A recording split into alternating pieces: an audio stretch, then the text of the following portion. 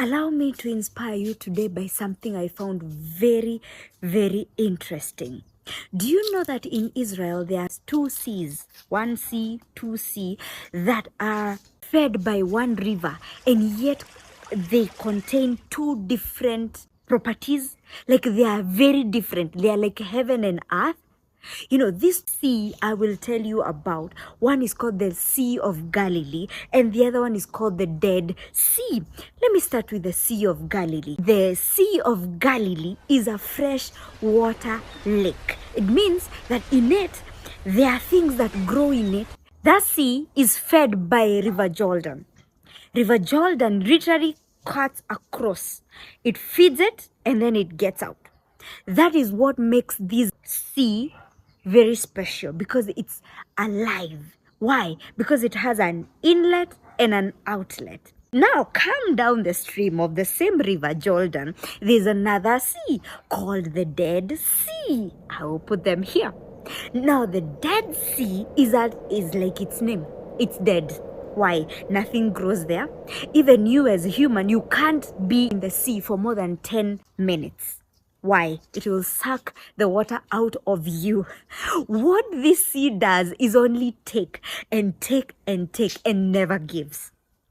It is so salty that nothing can survive there. Do you know what makes it so salty? It's because River Jordan comes in and it has no outlet. It only has inlet, only swallows but never gives out.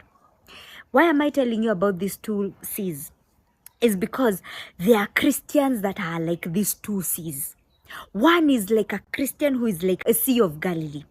They consume knowledge, God inspires them and tell them something, and they can't wait to look for the next person to just tell them what God has told them and to just explain to them the word of God and share the word of knowledge. Whenever they sit with somebody, even in the bus, they're like, "Hi, my name is Helen, I'm born again. Do you mind if I take 1 or 2 minutes and tell you about Jesus?" You tell them who he is.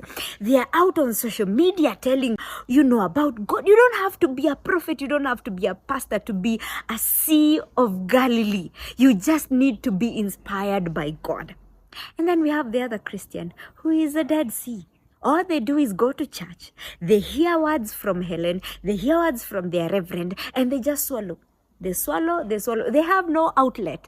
They just swallow. All they do is just get bigger, but they never help anyone. And with time, they become a Dead Sea. They become so salty that nobody can even survive around them. They have nothing to give.